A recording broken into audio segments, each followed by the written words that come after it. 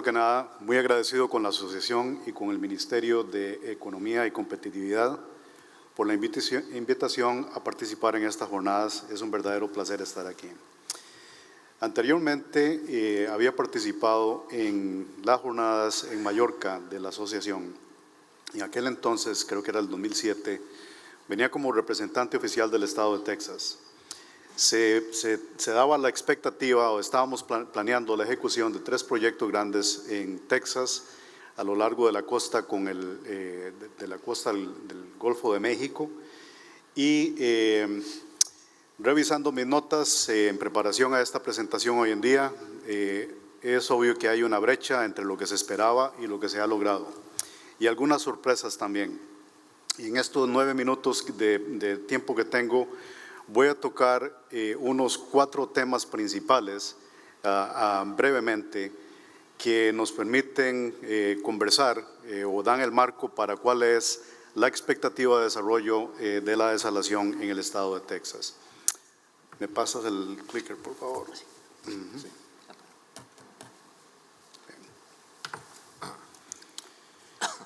Al igual que España, Texas es tremendamente vulnerable a las sequías. Se dice que Texas es una tierra de sequía perenne. Este gráfico que observan ustedes ilustra los 10 primeros años de este siglo en lo que es un patrón de sequías. Esta sequía es, para aquellos que predicamos el evangelio de la desalación, sino una tormenta perfecta, una sequía perfecta. Era lo que anticipábamos que iba realmente a dar un auge al desarrollo de todos los proyectos de desalación que se encontraban en planes. Y aunque ha habido un progreso importante en desalación, tal vez una de las sorpresas a que me refería es el auge de la reutilización. Inclusive conversaba con los compañeros del panel anterior, la reutilización directa potable, de tubo a tubo, que se ha dado en gran parte a raíz de esta última sequía que ha sido extrema. La reutilización directa potable es parte ahora de los planes en varias comunidades y se ha dado gracias a una colaboración muy estrecha y positiva entre el ente regulador y las comunidades y los consultores. Pero como dice la frase aquí, eventualmente llueve, se llenan los embalses, el público se distrae y la atención del sector político cambia hacia otras prioridades. Desde el punto de vista de la desalación, sin embargo, este tema del clima es un aliado de la desalación. Se sabe que la sequía va a continuar y cuando vemos esto aunado al crecimiento de la población, pues un segundo factor es el estado de Texas está creciendo más o menos su población actualmente alrededor de los 28 millones, una población muy diversa, una tercera parte de latinos, dicho sea de paso, de hispanos. Es una población que está creciendo y la economía es fuerte, a pesar de que es susceptible a lo que pase con el petróleo. Es una economía bastante fuerte, el nivel de desempleo es un 4%. Este crecimiento de la población y esta economía, también el mapa que ven ustedes en este slide es una toma de satélite ilustrando la iluminación del estado, para recalcar el punto de que este es un estado que también se está dando cambios a la urbanización, una migración hacia las ciudades más grandes. En la parte norte, lo que es el Dallas-Fort Worth Metroplex, más hacia la costa, Houston, y luego a lo largo de la carretera interestatal I-35, San Antonio y Austin. De manera que este crecimiento poblacional se está dando más hacia la parte este, donde hay embalses, de que se desarrollen fuentes nuevas de desalación que permitan liberar el agua superficial de las cuencas para uso en la parte norte del estado. El nuevo Plan Estatal de Aguas, que recién se publica a principios de este año, proyecta en la línea roja el aumento de la demanda, principalmente demanda de tipo municipal, Y la línea azul denota lo que son los suministros de agua.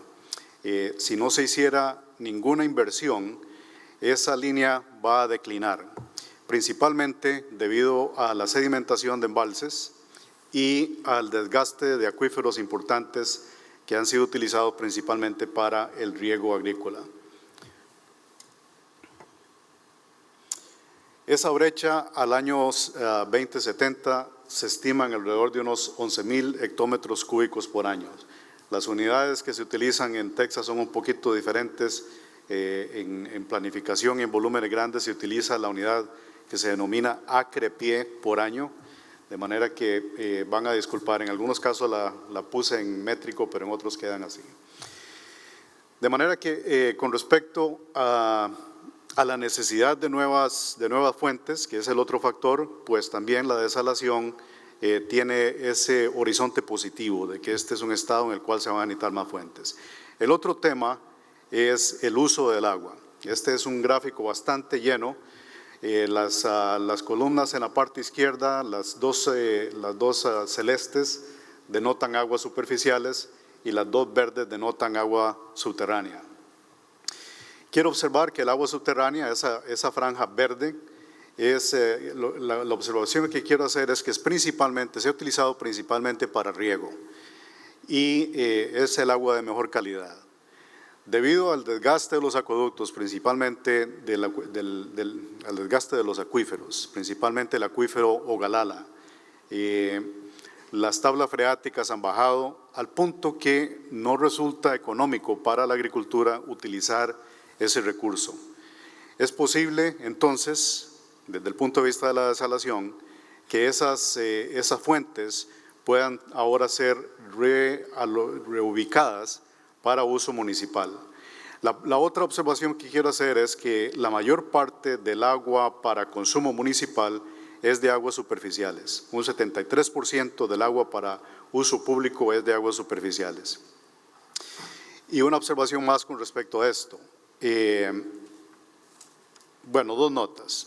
Esto significa que un estado que es tremendamente vulnerable a las sequías, hay una gran dependencia en las aguas superficiales. Conforme se da este crecimiento del que hablé anteriormente, esto apunta a una vulnerabilidad mayor. Sin embargo, otro factor que es importante, y Carlos, no sé si la cifra la tengo correcta, pero usted hablaba de un consumo de 185 litros por persona por día, ¿sería? Aquí podía ser, sí. Pero yo... Sí. Bueno, revisando literatura, hay una publicación de la Universidad de Alcalá del 2012 que hablaba de un consumo per cápita residencial de 145 litros por día. En Texas, el consumo residencial es de 325 litros por día.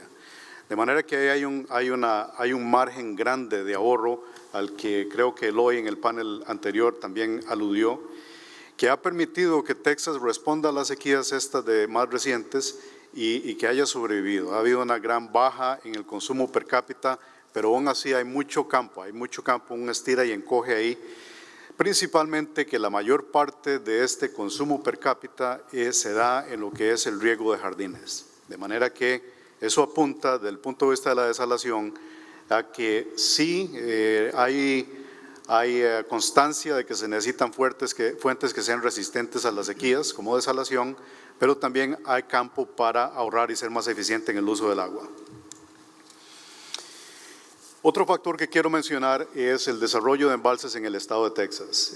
A raíz de la depresión de de final de los años 20, 1920, y continuado como respuesta a las sequías de los años 50, se dio una dramática inversión en el desarrollo de embalses en el estado de Texas y en otras partes de Estados Unidos, embalses y otras infraestructuras mayores.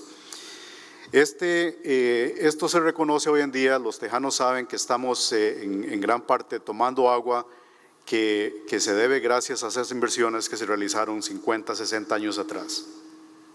El punto que quiero hacer, y nuevamente disculpando las unidades, pero nada más llamando atención a la tasa, porque este es el factor que quiero recalcar. Hoy en día, con base al almacenamiento de que se dispone, estamos hablando de 1.6 acre-pie per cápita. Cuando vemos lo que se está recomendando en los planes regionales de agua que recién se han completado. Se está hablando de desarrollar 26 nuevos embalses. Y este es un punto que tiene cierto aspecto político, de que las regiones han considerado importante que se acepte que ellos están considerando embalses para el futuro de sus suministros.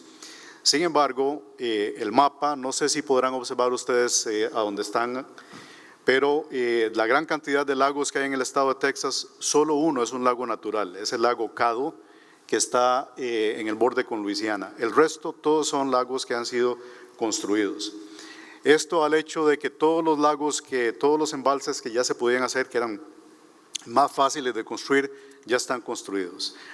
Hay mucho escepticismo, duda con respecto a la viabilidad de construir estos nuevos embalses, estos 26 embalses. Y lógicamente la construcción y habilitación de un embalse se lleva de 25 a 30 años o más, dependiendo de dónde se haya construido. Entonces esto lo recalco porque aún si se ejecutaran estos 26 embalses, el almacenamiento per cápita que se lograría sería equivalente al de los años 2040. Entonces es obvio, desde el punto de vista de la desalación, esto es un factor que favorecería el desarrollo de nuevas fuentes resistentes a la sequía, debido a que esta fuente tradicional, que es con la que se ha contado tanto para uso municipal como para uso agrícola en ciertas partes, va a tener un rendimiento menos importante en el portafolio. El otro aspecto, el cuarto aspecto que quería mencionar es los proyectos que han sido recomendados en los planes regionales. Ya anteriormente he hablado en algunos foros aquí en España acerca del proceso de planificación regional. Es un tema interesante, nos diferencia de la manera como se ejecutan la infraestructura en California. Este proceso permite que cuando se va a llevar un proyecto a la ejecución ya sea más fácil ejecutarlo con el ente regulador y con el sector ambiental. Los planes están recomendando alrededor de 2.500 proyectos de suministro de agua. Esto es nada más las fuentes, no la cifra de 63.000 millones se refiere únicamente a las fuentes, no incluye lo que es el resto de la infraestructura de transmisión y distribución, etcétera. Una parte de estos proyectos son proyectos de desalación. Nuevamente, la cantidad es, si pueden observarlo ustedes, es alrededor del 3%, proyectos de desalación marina y de desalación de aguas subterráneas salobres. Sumados es alrededor del 3%, lo que es una cantidad modesta en comparación a las cantidades que han estado ustedes mencionando aquí, pero que sin embargo para aquellas comunidades que van a ejecutar esos proyectos, como por ejemplo El Paso y Brownsville y aún Corpus Christi, son proyectos que hacen una gran diferencia, San Antonio también. La mayor parte de estos proyectos son para suministro municipal e industrial, lo cual pues también da en el marco de la desalación hay una apreciación por la calidad del agua que viene de las plantas desaladoras y lógicamente una tasa de crecimiento pronunciada con respecto a estas infraestructuras, empezando con la década de los años 20. Finalmente, quiero recalcar también, Carlos hablaba de una reserva activa, y esto es un tema que tiene mucha validez en Texas, donde el sector industrial, a pesar de que en el papel hay mucha agua, como es en el caso de Corpus Christi, los industriales, a raíz de esta sequía de la primera parte del siglo, se vieron a riesgo de que les redujeran la cantidad de agua para producción, hasta un 10%. Y esto pues los ha preocupado mucho, y los proyectos que estamos ahora impulsando de desalación en Corpus Christi obedecen a esta necesidad de tener no una reserva activa como la llama, sino más bien una póliza de seguros. ellos quieren asegurarse de que bajo ninguna circunstancia van a tener que reducir el consumo porque son inversiones millonarias que quedan a riesgo. Bueno, muchas gracias por mi tiempo.